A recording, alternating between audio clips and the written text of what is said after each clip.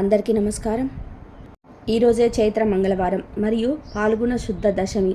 ఈరోజు ఎవరైతే గౌరీదేవి నోముగత వింటారో వారి ఇంట్లో నిత్యం డబ్బుకు లోటు ఉండదు. తెలిసి తెలియక చేసిన పాపాలన్నీ పోయి కోటి జన్మల మహాపుణ్యం వస్తుంది. ఇంట్లో ధాన్యానికి లోటు ఉండదు. మీ ఇంట్లో ఉన్న దరిద్రం మొత్తానికి ఈ రోజుతో పోతుంది. అన్ని రకాల దోషాలు పోతాయి. మరి ఈరోజు తప్పక వినవలసిన గౌరీదేవి నోము కథను విందాం. పూర్వం అవంతి పట్టణంలో ఒక బ్రాహ్మణ కుటుంబంలో నివసిస్తూ ఉండేది. వారు ఎంతో భాగ్యవంతులు. వాళ్ళు ఎంతో ఆస్తిపాస్తులున్నాయి. ఆ బ్రాహ్మణుడికి 5 కొడుకులున్నారు. ఆ 5 కొడుకులకు పెళ్లి జరిగి భార్యలతో ఉన్నారు. వారిలో ఒక 5వ కోడలు గౌరీ నోము పట్టింది. ఆమె సూర్యుని ఆరాధిస్తూ ఉండేది. ఆమె నిత్యం ఈ నోము పట్టి సూర్యుని ఆరాధిస్తూ, అత్త సొమ్ము అక్కర్లేదు, మామ సొమ్ము అక్కర్లేదు, పుత్రి సొమ్ము వద్దు, పురుషుని సొమ్ము అసలే వద్దు, నా సొమ్ము నాకు ఇవ్వు అని అనేది. రోజు ఇలా అనటం విన్న అత్త మామలు, బావమర్దులు, తోటికోడలకు, భర్తకు ఆమెపై విపరీతమైన కోపం వచ్చింది. ఇలా రోజులోనే మనందరినీ విసుగు పుట్టిస్తుంది. ఈమె నోము ఏంటో అర్థం కాదు, ఈమెకు పిచ్చి పట్టింది అని ఈమెను ఎలాగైనా వదిలించుకోవాలని అనుకున్నారు.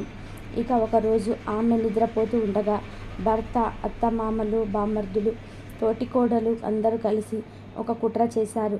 అందరూ కలిసి ఆమె నిద్రపోతుండగా మంచంతో సహా ఆమెను అడవిలో విడిచిపెట్టారు. ఇక పీడ విడిగడైపోయిందని అందరూ ఎంతో సంతోషంగా ఉన్నారు. ఇక ఆమె ఉదయాన్నే నిద్ర లేచేసరికి అడవిలో ఉండటం చూసి ముందు భయపడిన, ప్రక్కనే కొలను ఉంటే అందులో స్నానం చేసింది. ఆమె పరిస్థితి చూసి సూర్యుడికి దయ కలిగింది. వెంటనే సూర్యుడు దర్శనం చేసుకొని సూర్యదేవుని భక్తి శ్రద్ధలతో ప్రార్థించింది. అలా ప్రార్థించి 2 చేతులతో దోసిట పట్టగా అందులో రత్నాలు పడ్డాయి. ఇక వాటితో పసుపు, కుంకుమ, కొంచెం ఉప్పు, మిరపకాయలు, బియ్యం కొని నోము నోచుకుంటూ ఒక ముసలివాడి సహాయంతో ఆ సమీప గ్రామాన చిన్న ఇంట్లో ఉంటుంది. ఎప్పుడైతే ఈమెను అడవిలో వదిలి వెళ్ళారో అత్తవారింటికి దరిద్రం పట్టింది. ఉన్నదంతా పోయి అందరూ అడుక్కు తిని పల్లె తిరుగుతున్నారు. అలా తిరుగుతూ ఒక దగ్గర కోడలు సూర్య నమస్కారం చేస్తూ ఉండగా చూశారు. మన కోడలు కూడా ఇలానే సూర్య నమస్కారం చేసేది అని వారిలో వారు అనుకుంటూ ఉండేవారు. సూర్యుని కరుణ వల్ల అక్కడే మేడలు, మిద్దెలు, ఇల్లు, వాకిళ్ళు, తోటలు, దొడ్లు విపరీతంగా కొన్నది. నిత్యం అన్నదానం చేసేది. ఇలా ఉండగా ఒకరోజు ఊరు తిరిగి అడుక్కునే అత్తమామలు, మరుదులు, తోటికోడళ్ళు వచ్చి అన్నం పెట్టమని అడిగారు. మురికిగా ఉన్న వాళ్ళ వైపు చూసి ఇలా అన్నది, నా అత్త మామలు నీలాగే ఉండేవారు అని. వారిని చూసి అన్నది. ఇంతలో భర్త వచ్చాడు. భార్యను గుర్తుపట్టి క్షమించమని అందరూ వేడుకున్నారు. ఇక భర్తకు, అత్త మామకు ముగ్గురికి తలంటు పోసి కొత్త బట్టలు కట్టి పెట్టింది. వారితో కరుల అంటే కుండల్లో అన్నం వండి కంచంలో పెట్టి కరుళ్ళ గౌరీ నోము నోచింది. ఇలా 5 సంవత్సరాలు చేసింది. అందరికీ ఈ వ్రతం చెప్పింది. ఆ రోజు నుండి ఈ నోము అందరూ నోస్తూ సౌభాగ్యాన్ని, సంపదలను అందరూ పొందారు. ఈ కథను ఈరోజు ఎవరైతే విన్నారో వారికి దీర్ఘ సుమంగళి యోగం కలుగుతుంది. వ్రతం చేసిన ఫలం దక్కుతుంది. ఇక మీ ఇంట్లో అన్ని శుభాలే కలుగుతాయి. ఈరోజు అదృష్టం ఉన్నవారు మాత్రమే ఈ కథను వింటారు. విక్రమార్కుడు ప్రజలను సుఖంగా ఉండేలాగా పరిపాలన చేస్తున్నాడు. ఒకనాడు ఒక సన్యాసి అతని వద్దకు వచ్చాడు. రాజు ఆ సన్యాసితులతో గౌరవించాడు. మహారాజు వినయ విధేతలకి, భక్తి ప్రవర్తులకి ఆ సన్యాసి ఎంతో సంతోషించి ఆశీర్వదిస్తూ ఒక పండుని ప్రసాదించాడు. అయితే ఆ పండుని ఏం చేయాలో మాత్రం చెప్పలేదు. ప్రతిరోజు ఆ సన్యాసి రావటం, ఒక పండునిచ్చి వెళ్ళిపోవటం. విక్రమార్కుడు ఆ పండుని దాచమ్మని పక్కనే ఉన్న కోశాధికారికి ఇవ్వటం. ఇలా జరుగుతూ వస్తుంది. ఒకరోజు సన్యాసి పనిచేసరికి విక్రమార్కుడి సమీపంలో ఒక కోతి ఉంది. అదేమో ఆశగా ఆ పండు వైపే చూస్తుంది. అది గమనించిన రాజపురోహితుడు కోతికి అందించాడు. కోతి ఆ పండును తినాలని దానిని కరవగా పండులో నుంచి కొన్ని రత్నాలు జలజల రాలాయి. అది చూసి విక్రమార్కుడు చాలా ఆశ్చర్యపోయి అంతవరకు దాచి ఉంచమన్న పండ్లన్నిటిని తెప్పించి పగలగొట్టించి చూడగా వాటన్నిటి యందు కూడా అతి విలువైన రత్నాలు ఉన్నాయి. అప్పుడు రాజు ఆ సన్యాసి వైపు తిరిగి చేతులు జోడించి ఇలా అన్నాడు. మహాత్మా, మీరు ఇలాంటి ఫలాలను నాకెన్నో దినముల నుండి ఇస్తున్నారు. ఒక్కొక్క ఫలంలోని రత్నాల విలువ అపారము. నా నుండి మీరు ఏమి ఆశిస్తున్నారు? నేను మీకు చేయవలసిన సేవ ఏమిటి అని వినయంగా ప్రశ్నించాడు. అప్పుడు ఆ సన్యాసి ఇలా అన్నాడు. రాజా, నేను తపస్సుకు సంబంధించిన ఒక మహాకార్యదీక్షను చేయడానికి నిర్ణయించుకున్నాను. అది సక్రమంగా నెరవేరాలి అంటే నాకు నీ వంటి సాహసం, ఔదార్యము, పరాక్రమము కలవాడిని అవసరం ఎంతో ఉన్నది. నీ నుండి ఆ సహాయం కోరుకొనుటకే ఇలా చేశాను అన్నాడు. నేను చేయవలసిన పని ఏమిటి అని అడిగాడు విక్రమాదిత్యుడు. దానికి ఆ సన్యాసి ఇలా చెప్పాడు.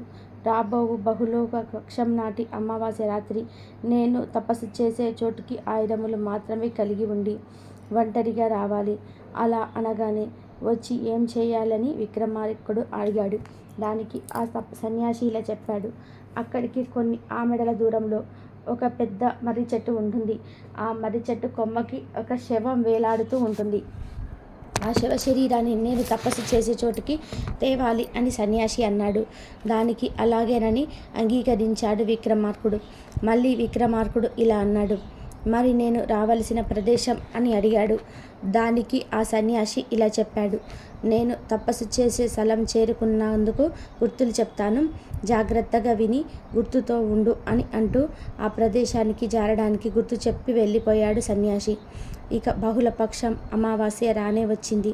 ఆ రాత్రి విక్రమార్కుడు కత్తి పట్టుకొని ఒంటరిగా బయలుదేరి సన్యాసి తపస్సు చేసుకునే స్థలం చేరుకున్నాడు. ఇక సన్యాసితో విక్రమార్కుడు ఇలా అన్నాడు. ఆ మర్రి చెట్టు ఎక్కడుందో, నేనేం చేయాలో చెప్పండి అని అడిగాడు. విక్రమార్కుని చూస్తూ చాలా ఆనందం పొందిన ఆ సన్యాసి ఇలా చెప్పాడు. ఇక్కడికి దగ్గర దక్షిణ దిక్కుగా నేను చెప్పిన మర్రి చెట్టు ఉంది. దానికి వేలాడే శవాన్ని నువ్వు ఇక్కడికి తేవాలి. శవాన్ని మోసుకు వస్తున్నప్పుడు ఆ శవం నిన్ను పరికెలిస్తుంది, మాట్లాడించబోతుంది అని అనగానే శవం మాట్లాడమా అని ఆశ్చర్యపోయాడు విక్రమార్కుడు. ఇక సన్యాసి ఇలా చెప్తున్నాడు. అది మామూలు శవం కాదు. ఆ చెట్టు మీద బేతాళుడు ఉంటాడు.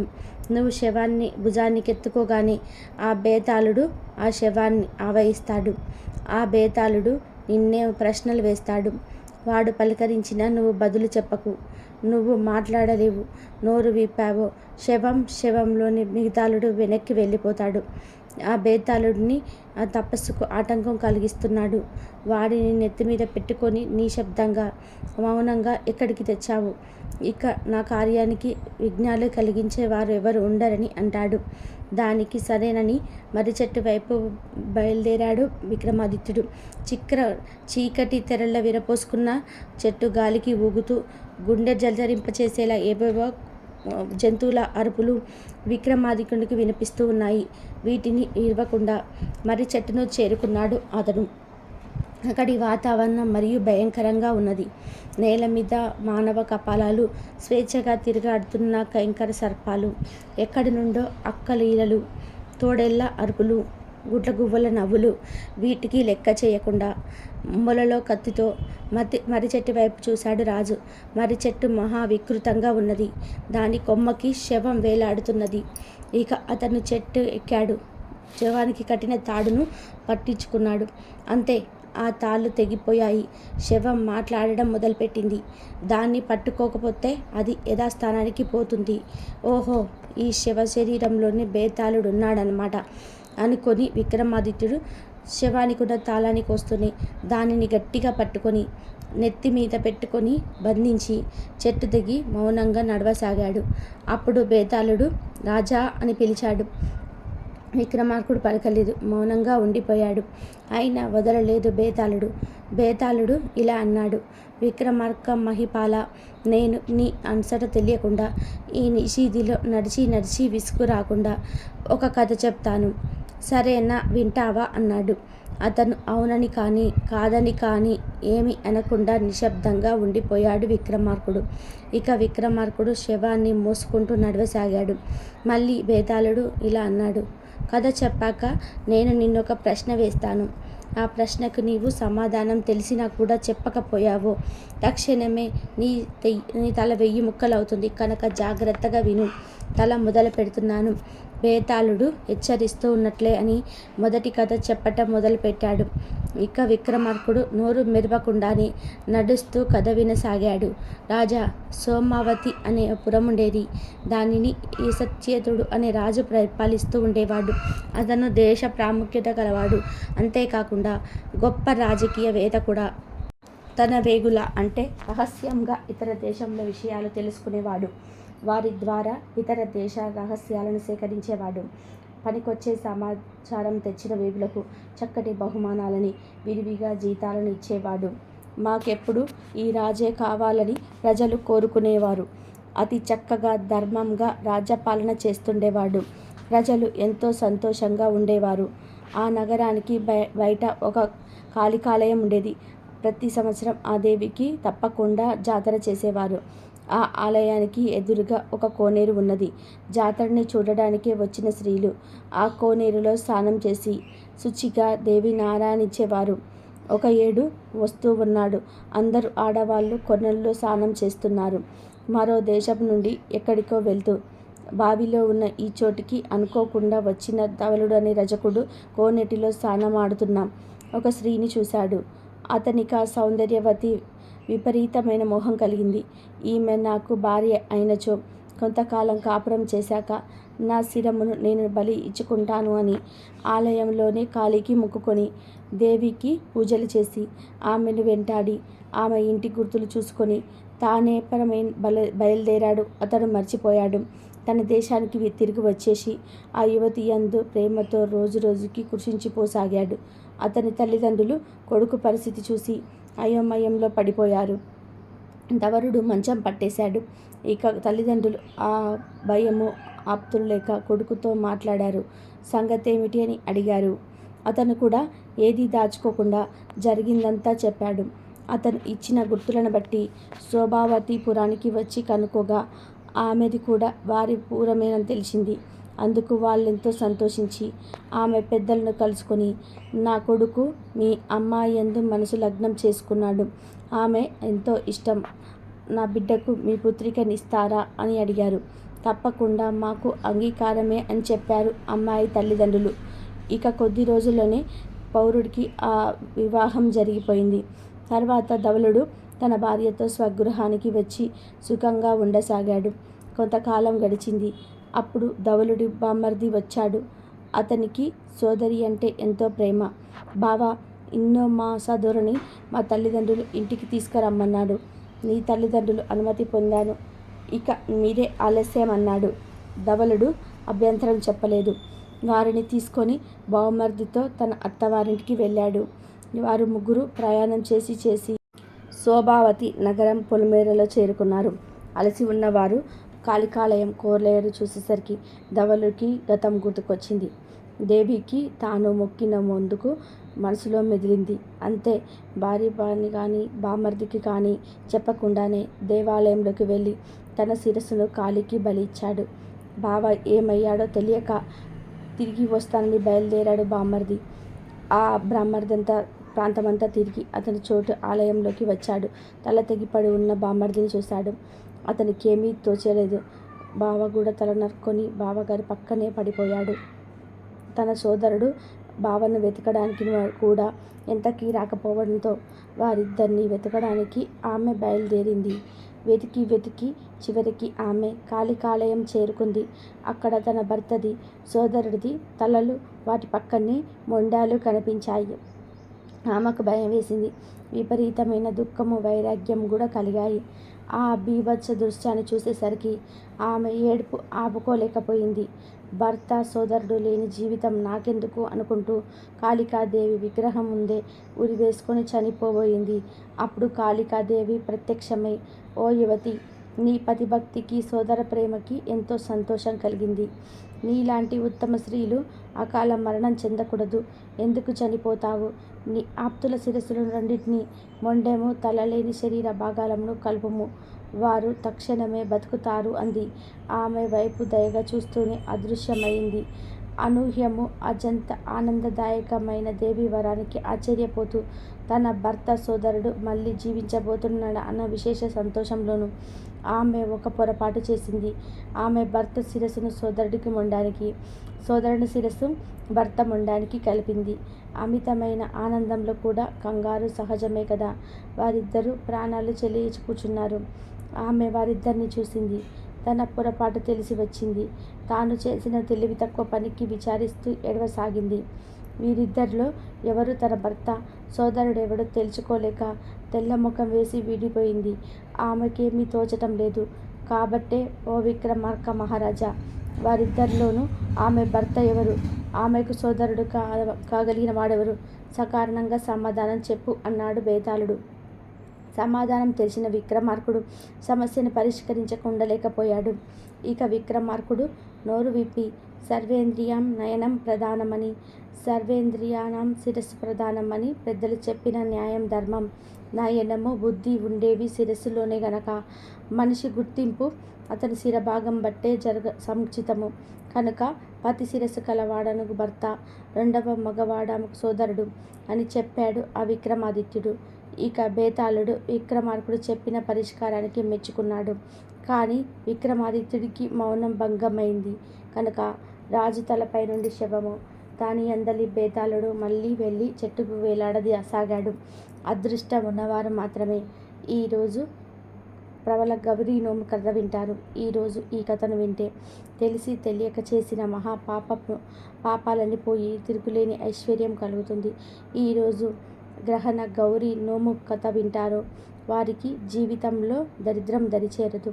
మీ ఇంట్లో అన్ని శుభాలే కలుగుతాయి.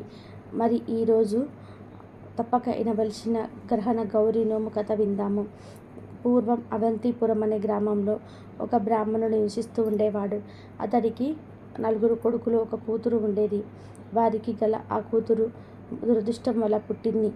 ఆమె పుట్టింది మొదలు పగలు పిల్లగాను, రాత్రి పురుగులుగాను మారుతూ ఉండేది. ఇక ఆ పిల్ల తల్లి రాత్రులంతా కూడా పూలన్నీ విని పోగు చేసి కాపాడుతూ ఉంటుంది. తెల్లవారేసరికి ఆ పురుగులన్నీ చేరి పిల్లగా మారేది. ఈ రహస్యాన్ని తల్లి ఎవరికీ తెలియనివ్వకుండా జాగ్రత్త పడుతూ ఉండేది. ఈమెకు పుట్టింటి వారు ఉన్నారు. అయినా ఎక్కడ పుట్టింటికి పోతే కూతురి విషయం బయటపడుతుందో అని ఆమె పుట్టింటికి కూడా పోకుండా ఉండేది. ఇలా ఉండగా ఒకరోజు ఆమె అన్నగారు ఆమెను పుట్టింటికి తీసుకుపోవడానికి వచ్చాడు. కానీ ఆమె బిడ్డ పరిస్థితి బయటపడకుండా కాపాడాలని పుట్టింటికి వెళ్ళలేదు. ఇలా చాలా రోజుల వరకు పుట్టింటి గడప కూడా తొక్కకపోవడం వల్ల పుట్టింట్లో ఆమె అన్నలకు సందేహం వచ్చింది. ఇలా ఉండగా ఒకరోజు పెద్ద పండగ రాగా ఆమె పెద్దన్న ఏమై ఇంటికి వచ్చి తప్పక రావాలని పట్టుబట్టాడు.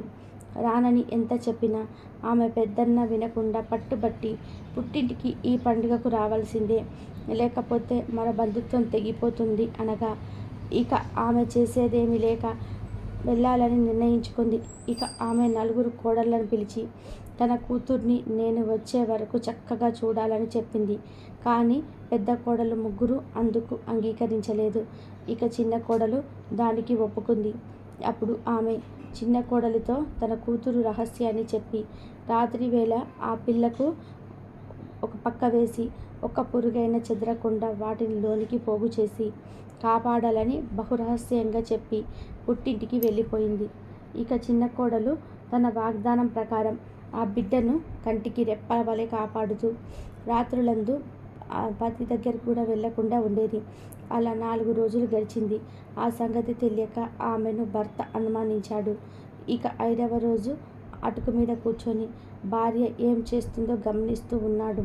ఇక చీకటి పడిన వెంటనే అతను పిల్ల పురుగులుగా మారటం, వాటన్నిటిని తన భార్యకు పోగు చేయటం, రాత్రంతా నిద్ర లేకుండా ఆ పురుగులను కాయడం చూసి అతను భార్య దగ్గరికి పోయి ఇలా అంటాడు. ఏంటి విచిత్రం, నా చెల్లి ఇలా పురుగులుగా ఎందుకు మారుతుంది అని అడిగాడు. దానికి ఆమె ఇలా అంటుంది, నాకు తెలియదండి, ఇవి ఎందుకు మారుతున్నాయో నాకు తెలియదు. అత్తగారి ఆజ్ఞ ప్రకారం నేను ఇలా అత్త వచ్చే వరకు ఇలా చెయ్యాలని చెప్పింది అంటుంది. ఇక అది విని ఆరతి ఎంతో బాధపడి ఆ రహస్యాన్ని ఎలాగైనా తెలుసుకోవాలని పట్టుదలతో అతను అరణ్యానికి పోయి తపస్సు చేయడం మొదలుపెట్టాడు. అంతలో ఆ త్రోవలో పోతున్న పార్వతీ పరమేశ్వర్లు అతన్ని పిలిచి నీ తపస్సుకు కారణమేంటి అని అడుగుతాడు. ఇక పార్వతీ పరమేశ్వర్లకు అతను నమస్కరించి తన చెల్లి రాత్రి పురుగులుగా మారడం జరిగిందంతా వివరిస్తాడు. అప్పుడు పార్వతీదేవి అతనితో ఇలా అంటుంది. ఓ చిన్నవాడా, నీ చెల్లెలు పూర్వజన్మయందు రతస్వలై ఆ దోషాన్ని ఇంట్లో కలిపెను. ఆ పాపముల ఫలితముగా ఆమె ఈ జన్మమున రాత్రివేళ పురుగులుగా మారుతుంది అని చెప్పింది. అది విని అతను ఇలా అంటాడు. తల్లి, నా చెల్లెలికి ఆ పీడ ఎలా పోతుందో తెలుపమని పాదములపై పడి బ్రతిమిలాడాడు. ఇక పార్వతీమాత దయతలిచి ఈ విధంగా చెప్తుంది. నాయనా, నువ్వు బాధపడకు. నీ చెల్లెలతో ప్రధాన గౌరీ నోము చేయించు. అప్పుడు ఆమెకు ఆ పీడ తొలగిపోతుందని చెప్పి అదృశ్యమయ్యాడు.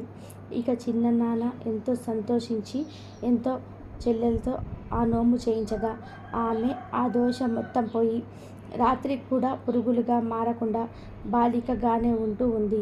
అంతలో ఆమె తల్లి పుట్టింటి దగ్గర నుంచి వచ్చి చిన్న కోడల దగ్గర నుంచి కూతుర్ని తీసుకొని పోయింది. ఇక రాత్రి అయింది. ఆ రాత్రి బిడ్డ పురుగులుగా మారకుండా ఉండడం చూసి తల్లి ఆశ్చర్యపోయింది. ఇక చిన్న కోడలికి ఈ విషయం చెప్పగా ఇక చిన్న కోడలు జరిగిందంతా చెప్తుంది. అంతటా చిన్న కోడలు విశ్వాసానికి, చిన్న కొడుకు పట్టుదలకు పార్వతీదేవి సంతోషించి అందరూ సుఖంగా జీవించారు. ఈ గ్రహణ గౌరీ నోము సూర్యగ్రహణం పట్టిన క్షణంలో పసుపు కుంకుమ, బియ్యము పిండి ప్రతి బెల్లం ఆకు పోక పందిర్లో పెట్టి గ్రహణం విడిచినాకనే వాటిని ఇంట్లో పెట్టాలి. ఆ తర్వాత ఆ రోజు నుండి 9 రోజుల వరకు గౌరీ నోవిని పూజించాలి. 9 రోజులు 9 ఒత్తులతో జ్యోతులు వెలిగించి 9 అట్లు నైవేద్యంగా పెట్టాలి. ఆఖరి రోజున ఆకులు పోకలు అట్లు కొత్త జల్లెడలో పెట్టి పాత జల్లెడ మూత వేసి ముత్తైదువులకు వాయనం ఇవ్వాలి. దీంతో గ్రహణ గౌరీ నోము వస్తుంది. ఎంతో పవిత్రమైన ఈరోజు సర్వ దుఃఖాలను పొడగొట్టే కందా పచ్చలి వ్రతకథను ఈరోజు ఎవరైతే వింటారో వారికి ఆ శివ పూర్వార్వతుల అనుగ్రహం కలిగి తిరుగులేని రాజయోగం కలుగుతుంది. ఈ కథను ఈరోజు వినటం మన అదృష్టంగా భావించాలి. ఈరోజు ఈ కథను విన్నవారికి జీవితంలో దుఃఖాలు అనేటివి దరిచేరవు. వారికి సకల శుభాలు కలుగుతాయి. మరి ఈరోజు తప్పక వినవలసిన కందా బచ్చలి వ్రత కథను ఇప్పుడు విందాం. పూర్వం కూడినం అనే పట్టణం సింధు దేశంలో ఉంది. ఆ పట్టణంలో కౌండిన్య నామంతో ఒక బ్రాహ్మణుడు ఉండేవాడు. అతని భార్య పేరు గుణశీల. ఆమె వివాహం జరిగిన దగ్గర నుండి ఎప్పుడు చూసినా ఏడుస్తూనే ఉండేది. ఆ బ్రాహ్మణ జంటకు కొడుకులు, కూతుళ్ళు, కోడళ్ళు ఉన్నారు. ఆ గుణశీలకు అన్ని భాగ్యాలు, భోగభాగ్యాలు ఉన్నాయి. కానీ నిరంతరం ఆమె ఎందుకు ఏడుస్తుందో ఎవరికి అర్థమయ్యేది కాదు. బయట ఏమి ఏడుపు విని ఏంటి ఈడ ఇలా ఏడుస్తుంది, ఆ అరుపు వింటుంటే దరిద్రానికి సంకేతంగా ఉంది అని తిట్టుకునేవారు. ఈమె ఏడవటం ఏదో ఒక వంక చూసుకునేది. పిల్లి చచ్చినా, ఇంట్లో బల్లి చచ్చినా, వీధిలో కుక్క చచ్చినా దాన్ని ఒడిలో పెట్టుకొని ఏడుస్తూ ఉండేది. కానీ విధి మాత్రం ఆమెకు అనుకూలంగా లేదు. అలా ఒకరోజు ఇంట్లో పిల్లి చనిపోతే దాన్ని ఒడిలో పెట్టుకొని ఏడుస్తూ కూర్చుంది. ఆమె ఎప్పుడైతే దానిని ఒడిలో పెట్టుకొని ఏడ్చిందో వెంటనే ఆ పిల్లి చచ్చింది కాస్త బ్రతికి లేచి వెళ్ళిపోయింది. ఏంది వింత అని ఏడుపు మానింది. మరలా తెల్లవారి ఇంట్లో ఒక బల్లి చనిపోయింది. దాన్ని కూడా ఒడిలో పెట్టుకొని ఏడుస్తూ ఉన్నది. అక్కడ కూడా ఆశ్చర్యం జరిగింది.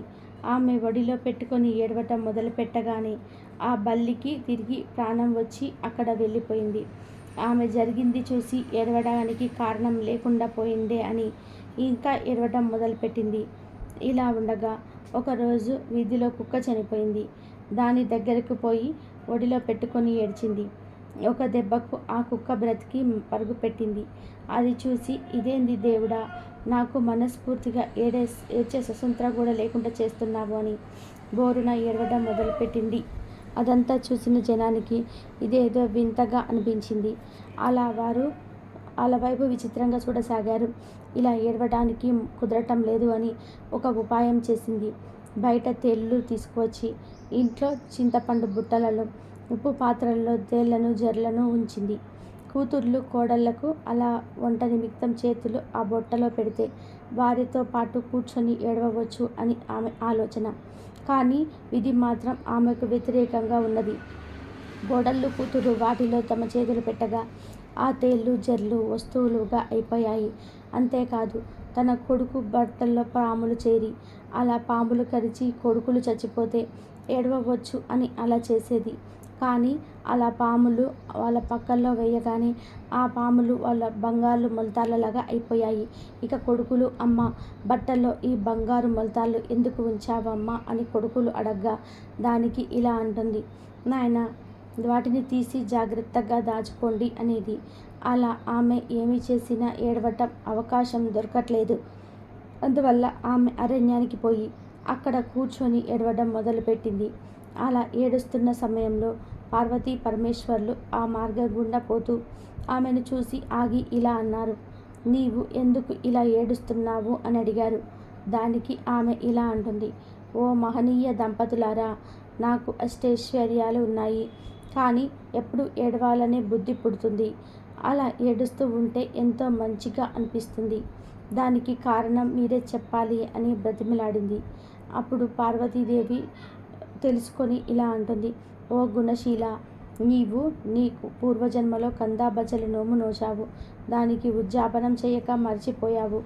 అందువలనే నీకు ఈ ఈ జన్మలో ఈ గ్రహచారం పట్టింది. నోము నోచిన వలన మంచి సంతతి సర్వభోగాలు కలిగాయి అని అనగానే గుణశీల పార్వతీదేవిని చూసి, అమ్మ ఆ నోము ఉద్యాపన ఎలా చేయాలో చెప్పమని అర్థించింది. ఇక పార్వతీదేవి ఇలా చెప్తుంది, అయితే విను. వెండితో కందదుంప చేయించు, బంగారంతో బచ్చలి తీగ చేయించు, మంచి కందసేరు బచ్చలి అద్దసేరు, 5 మానికల బియ్యం, పసుపు కుంకుమలతో 2 బరిణెలు, నల్ల పూసలు, జీలకర్ర రవిక గుడ్డలు, మెట్టెలు, మంగళసూత్రాలతో ముత్తైదువులకు దక్షిణ తాంబూలాలతో వాయనాలు సమర్పించు అని పార్వతీదేవి చెప్పింది. అంతటా గుణశీల ఇలా అంటుంది, అయితే తల్లి, నేను వచ్చే వరకు ఇక్కడే ఉండమని ప్రార్థించి ఎటు అన్నీ ఉన్నాయి గనక పరుగు పరుగున ఇంటికి పోయి అన్ని వస్తువులను తీసుకువచ్చి శ్రీ పార్వతి అమ్మవారికి సమర్పించి ఉద్యాపనం చేసింది. ఇక పార్వతి అమ్మవారు నిన్ను వదలడంతో ఆమెకు ఆశీస్సులు అందించారు. అంతలో అమ్మవారు అంతర్ధానమయ్యారు. ఇక ఇంటికి వచ్చి గుణశీల అంతా చెప్పేసరికి ఊరంతా ఆశ్చర్యపోయారు.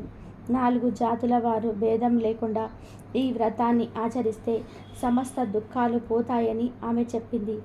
అలా అందరూ ఈ కందాబచ్చలి వ్రతం ఆచరించి సర్వ సుఖాలను పొడగొట్టుకున్నారు. ఈ కథను ఎవరైతే విన్నారో వారు అదృష్టవంతులే. ఈ వ్రత కథను విన్నవారికి ఈ నోము ఫలం దక్కుతుంది, సకల శుభాలు కలుగుతాయి. ఒకనాడు బ్రాహ్మణ దంపతులు గ్రామాంతరానికి పోతూ అరణ్య మార్గం గుండా పోతూ ఒక చెట్టు కింద విశ్రమించారు. కొంతసేపైన తర్వాత బ్రాహ్మణుడు లేచి మంచినీటి కోసం వెళ్ళాడు. ఇంతలో గాలికి చెట్టుపై ఎంతకాలం ఉండి ఉన్నదో ఒక పానం గాలం కింద పడి భార్యపై పడిపుచ్చుకుంది. దాంతో ఆమె ప్రాణాలు వదిలింది. ఇంతలో భర్త వస్తూ ఉండగా ఒక కిరాతుడు తనకు కనపడ్డాడు. భార్య దగ్గరికి వెళ్ళి చూడగా పానం గుచ్చబడి చనిపోయి ఉండడం చూసి ఆ కిరాతుడు తన భార్యను చంపాడని నిశ్చయించుకుని అతనిని రాజు దగ్గరికి తీసుకొని వెళ్ళి రాజుతో ఇలా అన్నాడు, రాజా, నా భార్య చెట్టు కింద నిద్రపోతూ ఉన్నది. ఈ కిరాతుడు నా భార్యను బాణం వేసి చంపాడు అని చెప్పాడు. దానికి కిరాతుడు నేను చంపలేదని ఏడ్చాడు. కిరాతుడు మరలా ఎన్నోసార్లు నేను చంపలేదని మొరపెట్టుకున్నాడు. అప్పుడు రాజుకు ఏమి తోచగా శివాలయానికి పోయి శివుని ప్రార్థించి చెప్పుకున్నాడు. శివుడు ఏమని చెప్పాడు అంటే, చూడు రాజా, నీవు బ్రాహ్మణుడు మారువేషం వేసుకొని ఈ నగరంలో వయసుని కుమార్తెకు వెళ్ళి ఆమె పెళ్ళిని చూస్తూ కూర్చుంటే నిజమే తెలుస్తుంది అన్నాడు. అప్పుడు రాజు బ్రాహ్మణుడు మారువేషం వేసుకొని వయసుని కుమార్తె పెళ్ళికి వెళ్ళి అక్కడ కూర్చొని చూస్తూ ఉన్నారు. అప్పుడు ఆకాశ మార్గంలో యమదూతలు సంభాషణ వినబడింది. వాళ్ళు ఇలా అనుకుంటూ ఉన్నారు. యమదూతల్లో ఒకడు ఇలా అన్నాడు, ఈ వయసుని కుమార్తె ప్రాణం ఎలా తీసుకుపోవాలని అడిగాడు. దానికి రెండవ వాడు ఇలా సమాధానం చెప్పాడు, బ్రాహ్మణుడి భార్యపై చెట్టుపైనున్న బాణం పడేటట్లు చేసి ప్రాణం తీసుకొని పోయినట్లు ఏదో ఒక ఉపాయం పన్ని తీసుకొని వెళ్ళొచ్చులే అన్నాడు. ఈ మాటలు విన్న వెంటనే కిరాతుడు నిర్దోషి అని రాజు బ్రాహ్మణుడు నిశ్చయించుకొని కూర్చొని ఉండగా పెళ్లి జరుగుతున్న సమయంలో వేలదునులకు దొడ్డిలో గల కోడదూడ బెదిరి వచ్చి పెళ్లి కూతురుపై పెళ్లి కూతురు చనిపోయింది. అప్పుడు అక్కడ జరిగిన సంఘటనకు అక్కడున్న వాళ్ళందరూ ఎంతో ఏడ్చారు. ఇక రాజు బ్రాహ్మణుడు రాజ్యసభకు వెళ్ళారు. కిరాతుణ్ణి విడిపించారు. ఇక బ్రాహ్మణుడు పరమ రహస్యం దేవుడికే తెలియనని రుణపరుచుకొని స్వగృహానికి వెళ్ళాడు. కాబట్టి ఈరోజు ఈ పవిత్ర కథను విన్నా చెప్పినా చదివినా జన్మల పాపాలు పోయి కోటి జన్మ మహాపుణ్యం వస్తుంది. ఈరోజు ఈ పవిత్ర కథను విన్నా చెప్పినా చదివినా జన్మల పాపాలు కూడా పోతాయి. ఐశ్వర్యం సిద్ధిస్తుంది. సకల శుభాలు కలుగుతాయి. పూర్వం గండకీ నది తీరానున్న సిరిపురం రాజ్యాన్ని వేదసేన మహారాజు జనరంజకంగా పరిపాలిస్తూ ఉండేవాడు. ప్రజలు పారిపండితులు సుఖ సంతోషాలతో జీవిస్తూ ఉండేవాడు. వీరసేన మహారాజుకు వేట అంటే మిక్కిలి మక్కువ. గండకీ నది తీరాన్ని ఆనుకొని ఉన్న అడవుల్లోకి వేటకి బయలుదేరాడు. చాలాసేపు క్రూర జంతువుల్ని వేటాడిన రాజు రెట్టించిన ఉత్సాహంతో బాగా తట్టుబడిన అడవిలోకి వెళ్ళి దారి తప్పాడు. వెనక ఉన్న సైన్యాలు రాజును అందుకోలేక వెనకపడ్డారు. 2 రోజులు గడిచాయి. రాజు జాడ కోసం సైన్యాలు 4 భాగాలుగా విడిపోయి 4 దిక్కుల గాలించి అతి కష్టం మీద 3వ రోజున రాజు జాడ కనుక్కొని అందరూ ఒక చోటకు చేరుకున్నారు. గుర్ర మీద 3 రోజులు ఒంటరిగా ప్రయాణించిన రాజు బాగా అలసిపోయి నిస్సత్తువుగా ఉండిపోయాడు. వెంట తెచ్చుకున్న ఆహార పదార్థాలు నీళ్లు ఖర్చయిపోవడంతో సైనికులు కూడా అలసిపోయి ఆకలితో ఉన్నారు. చాలాసేపు గాలింపు తర్వాత వాళ్ళకి ఒక చిన్న పంట పొలం కనిపించింది. చెరుకు మొక్కజొన్న పంటలు ఏపుగా పెరిగి ఉన్నాయి. దాంతోపాటు మామిడి పనస సీతాఫలాలు విరగ్గాసి ఉన్నాయి. మధ్యలో తీయటి నీటితో కూడిన ఓడబావి ఉంది. ఇక సైనికులంతా ఆ పొలంపై పడి విచ్చలవిడిగా ఎవరికి కావలసిన వారు తీసుకుని కడుపు నిండా తిని చల్లటి మధురమైన బావి నీరు తాగి మహారాజుకి కావలసిన ఫలాలు చల్లటి నీరు ఇచ్చి రాజును సేద తీర్చారు. కాసేపటి తేరుకున్న మహారాజు తిరిగి సైన్యంతో సహా రాజ్యం చేరుకున్నాడు. కానీ చిత్రంగా మరుసటి రోజు నుంచి రాజుకి తీవ్ర అశాంతి అనారోగ్యం మొదలయ్యాయి. రోజు రోజుకి క్షీణిస్తూ మంచం పట్టాడు. రాజవైద్యులు ఎన్ని చికిత్సలు చేసినా రాజుకి ఆరోగ్యం చేకూరలేదు. మాసం రోజులు గడిచినా తన రోగం తగ్గకపోయేసరికి రాజు తన గురువు తపోధనుడైన సంతానం మహర్షిని పిలిపించి తన సమస్యను వివరించాడు. ఆ మహర్షి తపోబలం వల్ల తన దివ్య దృష్టితో పరీక్షించి సమస్య అవగతం చేసుకొని ఇలా చెప్పాడు. రాజన్నవాడు ప్రజల్ని క్రూర మృగాల నుంచి రక్షించాలి. అది కూడా ప్రజలు క్రూర జంతువుల వల్ల తమకి ప్రాణభయం ఉందని ఫిర్యాదు చేసినప్పుడు మాత్రమే చేయాలి. కానీ నీవు మృగయ వినోద కోసం అకారణంగా జంతువుల్ని వేటాడి మూగ జంతువుల్ని శిక్షించావు. పైగా నీ సైనికులు ఓ బైరు పంటలో కూడా చొరబడి ఆ పేద రైతు పంటని దోచుకు తిన్నారు. అందులో కూడా నీ సైనికులు అతని అనుమతి తీసుకోలేదు. అందులో నీకు కూడా భాగం ఉంది. ఆ పాపం కలిపురుషుడిగా మారి నిన్ను వెంటాడుతుంది అని చెప్పాడు. ఇది విన్న రాజు ఎంతో ఆశ్చర్యపోయి ఇలా అన్నాడు. మహాత్మా మన్నించండి. నేను ఈ దేశపు రాజుని.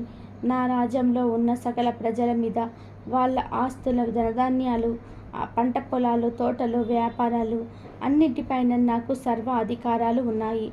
నాకు పాపం ఎలా అంటుతుంది అని అడిగాడు. దానికి సదానంద మహర్షి చిరునవ్వు నవ్వి ఇలా అన్నాడు. రాజా, నువ్వు చెప్పింది నిజమే.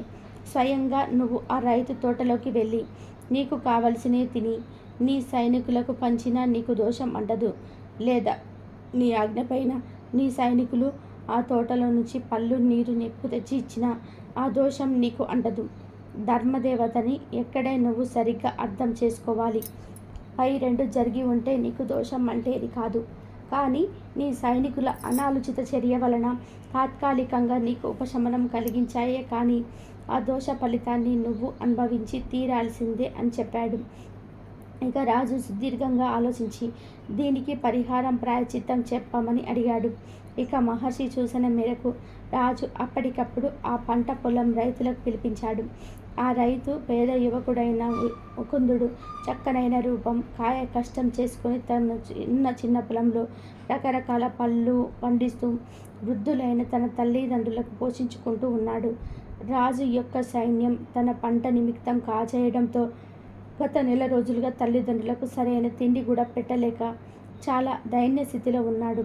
ఇక రాజు అతనికి క్షమాపణ చెప్పి తన తప్పుకి పరిహారంగా 1000 బంగారు నాణాలు బహుకరించాడు.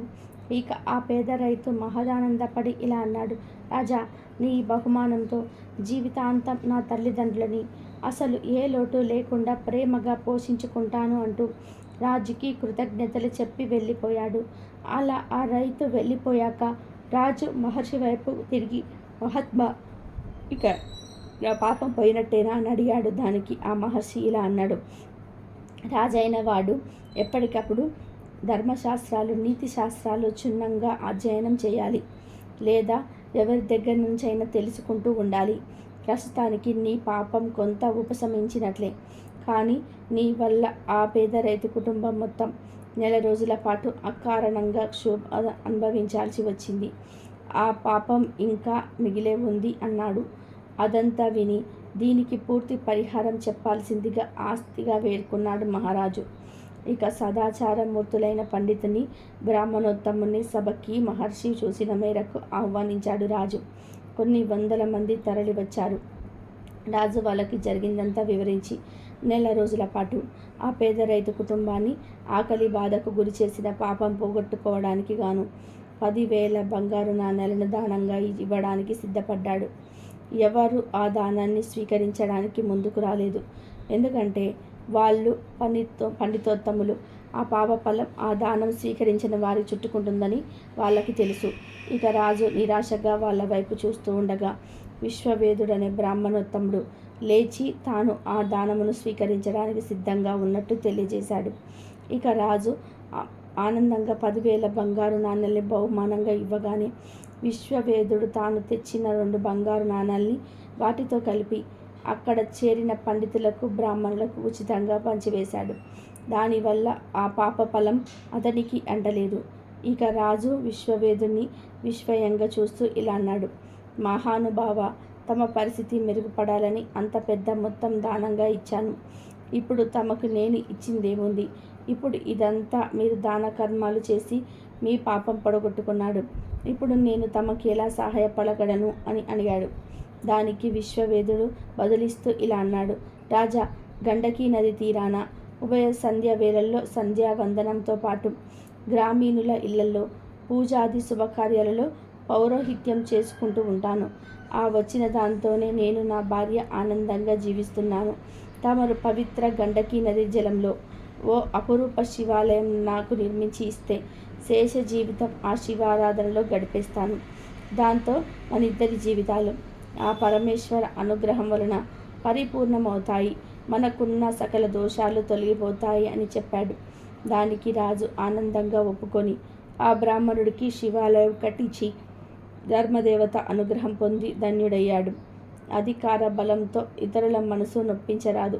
అలా నొప్పిస్తే మనశ్శాంతి కరువవుతుందని ఈ కథానీతి. ఈ కథను ఈరోజు ఎవరైతే విన్నారో వారు ఎంతో అదృష్టవంతులు. వారి యొక్క సకల దోషాలు, దరిద్రం మొత్తం కూడా ఈ రోజుతో పోతాయి. మీ